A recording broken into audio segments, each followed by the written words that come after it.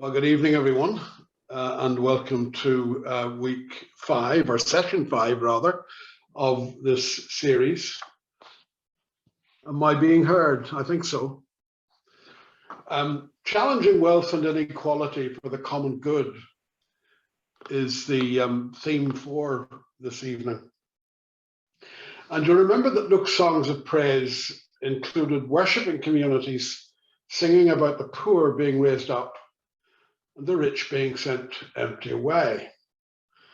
The primary objective of Jesus' spirit-empowered work is to bring good news to the poor, according to Luke.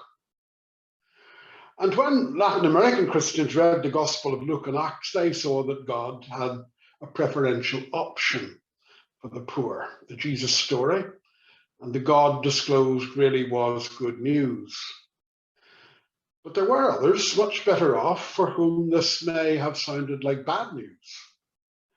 There were those in the Luke and Faith community who would not find it easy, perhaps, to rejoice with Mary and her song of social and economic revolution. Was there no place for them in the community of faith?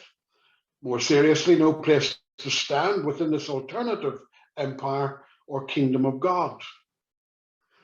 In the second part of Luke's writing, Acts, there is a story of the Roman army general Cornelius, who breaks through the big ethnic barrier and all of Peter's prejudices to join the church. Peter's struggle to accept that was probably shared by many others. And a Roman imperial military leader turning up for Christian worship must have been disturbing and stunning for many. It was no small matter for Cornelius either. Not only is he Roman military, he's no peasant, he's no struggling debt slave, but on a good army pay scale, living comfortably. How did he feel when the worship leader announced the next hymn, Mary's song, rejoicing in a God who sends the rich empty away?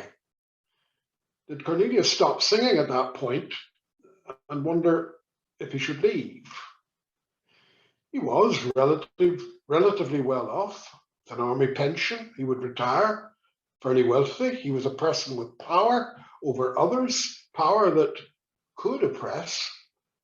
And singing Mary's song and hearing Luke's gospel being read, belonging to a community for whom the Gospel of Luke was essentially written, especially written, Cornelius can't have been comfortable.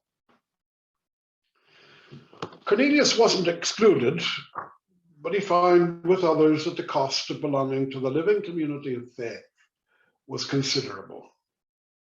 The Lucan community did have a lot of members who were poor, and it also had members of wealth and status. We see this more clearly in Acts. We have Cornelius, and also in Acts 13, devout women of high standing. In Acts 17, there are Greek women of high standing and men in the Greek city of Beroea. And in Acts 16, we meet Lydia, a seller of purple goods, a leading businesswoman with a house and a household big enough to host and sponsor a Christian center, not only of worship, but of faith work in the region. Lydia is a strong, well-off, independent woman and a key leader in the early church. In Acts 18, we meet a husband and wife team, Priscilla and Aquila, always mentioned together, and they crop up 3 times in Acts, once each in Romans, 1 Corinthians, and 2 Timothy. They were well-traveled leaders in the early church, and wherever they found themselves, they were sponsors of a faith community meeting in their home. They have been described as very obviously people of relatively comfortable means. They were independent artisans, able to move frequently, and own houses large enough to accommodate modest congregations. Luke was writing for faith communities that were inclusive, not only of ethnic groups, women and men, but rich or better off and poor. Jesus and the faith community bringing good news to the poor as their primary objective, and purpose, empowered by the Spirit to do it, does not restrict faith to a particular group of people, the economically poor. Luke writes for an inclusive community struggling with economic tensions. The tensions in the faith community are not surprisingly the tensions of the Greco-Roman world. And this is why Luke's gospel has more to say about wealth and poverty than the other gospels. Luke has a special interest in pressing social problems in the Greco-Roman world. It is the indifference of the rich toward the poor. It's been put this way: in Greco-Roman society, the wealthy and the poor lived poles apart. There was no connection between them. If anything, the relationship was one of exploitation. The poor were considered the filth and dregs of the city. This is why perhaps Luke not only has a lot to say about wealth and poverty, he has more to say about wealth than poverty. Luke is concerned with good neighborliness, encouraging the wealthy and better off to share wealth and resources with the poor.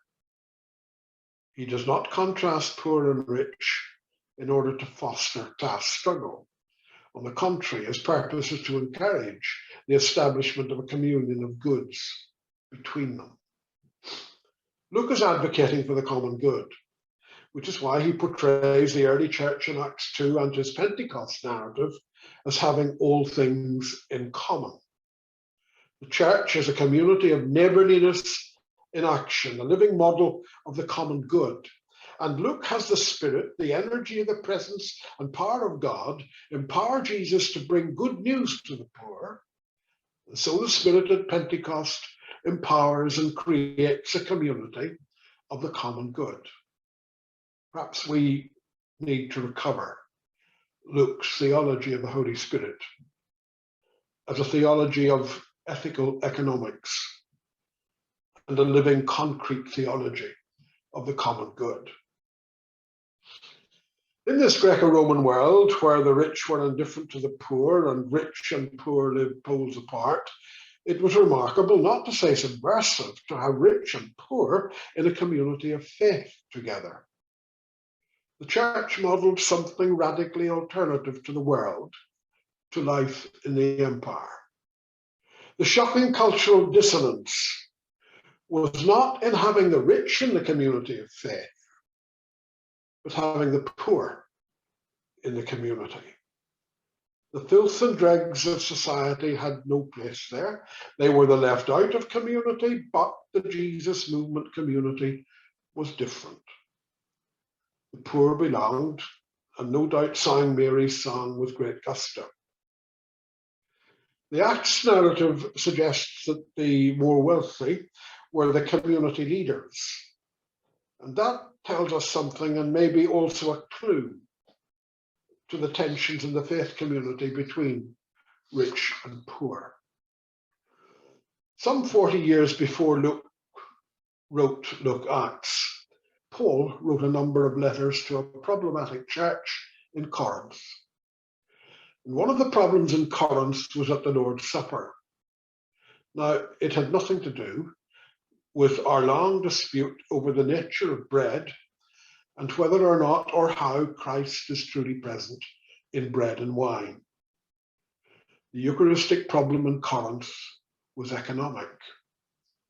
It was the old Greco-Roman world issue of indifference between rich and poor. Eucharist was a full meal back then, and the rich were turning up early, eating the food, and some even getting drunk on the wine, while the poor, very likely slaves, who had little to contribute to the common meal, and probably couldn't get there on time, were left without and left out. And Paul had strong things to say about that, such as eating and drinking to damnation and disregarding and abusing the common body of Christ. The latter was not about the nature of Eucharistic bread, but the community of faith, the community of the common good. 40 years later, Luke may have been dealing with the same problem. And this is why Luke has stories in his gospel which are exclusive to Luke. They belong to his special L source, and we will explore some of his key stories later. Before that, we glance briefly at a book in the Hebrew Bible, which has a large influence on the Gospels. Along with the book of Isaiah, it is the most quoted or alluded to book in the Gospels. It is the book of Deuteronomy. Deuteronomy had gone through a number of editions before the version that we now have. It is a book deeply influenced by the Hebrew prophetic tradition. You can hear prophets like Amos in Deuteronomy. And the narrative begins with Moses and a twofold task. He is to interpret and imaginatively make sense of the Torah, the way of life and practice for good community. And the second task of the community leader is to set up a justice system, a kind of council of state or social justice department, to share the burden of maintaining justice at the heart of community living. The issues of justice have priority in public life. Deuteronomy 1, verses 1 to 18, give us a clue as to the justice needed in public. There will be no partiality. The small and the great will be treated in the same way. The legislation that follows gives primary attention to the small, the politically powerless, the economically vulnerable, in order that they can be regarded as full first-class members of the community. It may well be that in our society and public life, priority is given to the great against the small. Deuteronomy and Luke, Acts insist that justice dictates and shapes neighbourly public policy and practice. Justice makes the common good. Well, let's go off into our rooms in smaller groups and have a conversation with each other. There are a couple of questions which may be helpful. If not, please raise whatever questions or anything that strikes you out of what I've been trying to say so far. But we made the comment earlier, the church is a community of neighbourliness and action, a living model of the common good. Well, how true is this? And how might it be realized? And then for Moses, public justice meant treating the small and the great in the same way. How well is our society doing on public justice? And go back to Luke for a few minutes, looking at wealth, greed, and indifference this time. And Luke has more to say about wealth than about poverty. His Greco-Roman world was a world of inequalities, not least the economic inequalities, and the gap between rich and poor was enormous. And not only were they pulled apart, the rich minority were totally indifferent a lot of the time to the poor. Galilee itself was structured like a pyramid, with the few wealthier elite at the top, and as many, perhaps as 95% of the population heading way down towards the bottom of that pyramid in serious poverty. The Greco-Roman world reflected much the same socio-economic structure. It was how the empire was shaped and has tended to be the shape of most empires. India, for example, had more wealth than England until the East India Company arrived in India to control all life, especially economic life. And replaced by the rule of the British Empire, India was reduced to a poor country, not poor in resources, which were taken out of India, enriching the metropolis, but became an impoverished people. The Raj got rich and the poor became poorer. And it was much the same with the Roman Empire and Luke's world. Church was meant to be the community where rich and poor lived together, having all things in common. The faith community was to be a place of social solidarity, a community where justice was embodied in its life together. The indifference between rich and poor in the wider Greco-Roman world was not meant to exist in the church, but Corinth and probably the Lucan community, it did. And Luke writes to address these tensions. Three particular stories addressing wealth are exclusive to Luke. Neither Mark nor Matthew have the stories. We describe them as coming from Special L, material Luke had before him, that the others, it seems, didn't have. And the Special L stories are a challenge to those with wealth in his faith community. Perhaps like the Corinthians, they had replaced ethics with piety, materiality with spirituality, and God with money and possessions. The world of me had pushed out the world of us. So in Luke chapter 12, verses 16 to 21, there is the parable or story of the rich fool. The farmer is very rich. Now, Luke does not portray a positive picture of a hard-working farmer who deserves his hard-earned wealth. He is explicitly presented as a model of greed. He wants more and more. Last year's harvest was good, and the profit can be used to build bigger barns for his grain and for the rest of his goods. And all around him is a peasant population struggling to live in a subsistence economy. This farmer's bigger warehouses are not even related to the agricultural activity. This isn't just odd, it's extreme. It's likely that he's building bigger barns to store more and more so that when the bad years come, he can sell his grain and goods at exorbitant prices. He's indifferent to the poverty and oppression of the neighbors.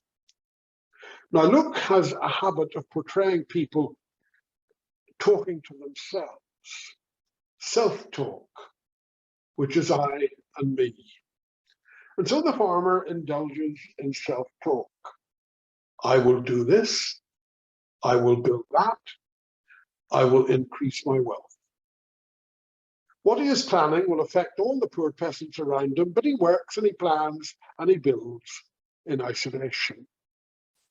He believes that he's engaged in good business practice, but he gives no thought to the negative and destructive consequences his good business practice will have for the peasants and the tenants in the village.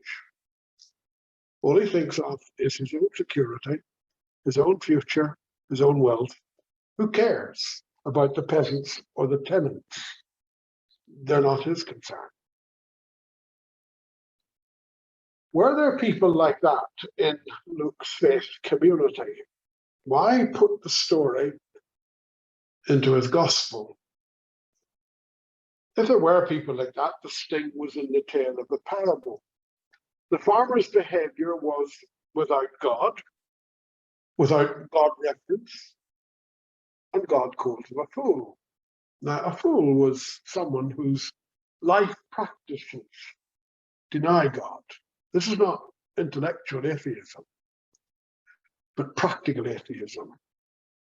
The farmer may well have been in synagogue every Sabbath, but he lived his life by values as though there were or was no God. He believed intellectually or culturally in a God, but in lifestyle and values, God didn't exist. Tonight, if death comes, where is everything then? What is it worth? And the dream ends in oblivion. The presumption of security based on possessions and wealth and accumulation is a fool's game, which not only denies God, but denies neighbor as well. Well, maybe it did leave Priscilla and Aquila, Lydia, and the women and men of high standing in Berea asking themselves big moral questions. And maybe these people were being portrayed by Luke as people of means who are not driven by greed, but use the wealth and means they have for the good of neighbor. Like all parables, we're left with questions. In Luke 16, we have two more special L parables chapter 16, verses 1 to 13, is preoccupied with dishonest wealth. Now, parables, again, are stories to make us think and leave us with questions, usually the question, what would you do? We can imagine Jesus telling stories, and there is often no great clarity or answer at the end. People are left scratching their heads, trying to figure out, what was that about? Or what am I going to do now? And Luke has this story being told not to the crowd, but to the disciples or close friends of Jesus. In Mark's gospel, they are portrayed as a pretty dull lot, and they rarely get what Jesus is saying. This story is rather enigmatic. An estate manager is sacked because he squandered the master's property. Now, the story doesn't say if the manager did squander the property, only that he is charged with a crime. We don't know if the charge is true or not. Something may be cooked up here. The manager is given no chance to defend himself, which is a bit suspicious, I suppose. Can this manager rescue himself as he stands on the edge of dismissal? And then the audience is invited into the painful process. What would you do? The manager is shrewd. He hits on an idea, and he buys time. He will go to the debtors and renegotiate the loans, or whatever. He does a bit of creative accountancy and reduces the figures owed to the master, and very generously reduces the loans from the debtors. He does them a favor, and he expects them to reciprocate by providing him with hospitality. The master is impressed by the manager's shrewdness, which Jesus identifies as dishonest. Well, the master doesn't think he's dishonest, rather he's a shrewd business person, and what master or boss would not want a shrewd business manager? It's a bit of a humorous story, really. This rogue builds his future by doing what he was accused of doing in the first place. It's a bit of an enigmatic story because the friends of Jesus are encouraged to make friends by wealth. But in Luke, this means reducing or cancelling debts, selling possessions, and giving to the poor. Then the punchline comes. Dishonest wealth, dishonestly acquired wealth, is described as mammon. Dishonest wealth is the mammon of wrongdoing. The word adikia really suggests that wealth in this world is part of an unjust system that oppresses the poor. Wealth is usually gained by economics of extraction, and the extraction usually robs the poor. Dishonest wealth making is through unjust systems. It's also, according to the story, idolatry, the worship of giving of ultimate loyalty to a stand-in God. No slave can serve two masters, for a slave will either hate the one and love the other, or be devoted to one and despise the other. You cannot serve God and wealth. Well, how did Cornelius, Lydia, and others hear that when they gathered for worship? The other special L story is in Luke 16, verses 19 to 31. It's the parable of the rich man and Lazarus. The very wealthy man is indifferent to and unconcerned about poor Lazarus lying outside the mansion gate, covered in sores and starving. The poor man is named, and the rich man does not have a name in the story, which may be significant in the storytelling. Poor Lazarus isn't even given a crumb from the rich man's banquet table. Nothing comes out through those gates. The nameless rich man is self-indulgent and totally disregards the needs of the poor and suffering Lazarus. Both this man and the rich farmer embody what has been described as a disordered, selfish, monopolizing accumulation of wealth. And in their activities, they do not foster an attitude towards wealth that allows the poor to share in the well-being of the affluent. The rich man refuses neighborliness. The story depicts a great reversal, albeit in the next life. Lazarus is affirmed in human dignity and as a son of Abraham, the carrier of God's promise and commitment to justice. And the poor man is left in the torments of his indifference and selfishness. It's not a literal description of the afterlife, but the drama of storytelling, highlighting the anti-human, anti-neighbor, and destructive consequences of selfishness and greed. Something is badly wrong when wealth and greed and accumulation close out the poor. Who are the wealthy? They are individuals, some groups, nations, global corporations. The poor receive a pittance for their labor, or not even the crumbs. And Luke's map of social relations is stark and would have challenged the wealthy members of his community. The worldview and lifestyle behind Luke's stories, which only he tells, conveys wealth and accumulation without values. Luke's stories devalue what conventional economics values and insists on an alternative valuing. Now, however, this was heard in the faith communities of Luke Acts, and it would have challenged those with wealth and high standing.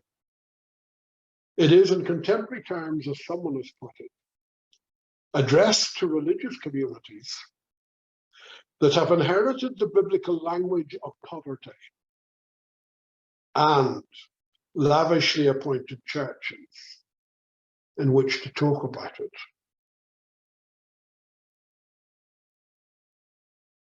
Okay, let's take a couple more questions for some discussion in groups. Loretto, how would you describe Luke's very rich farmer? How does the story challenge well-off communities?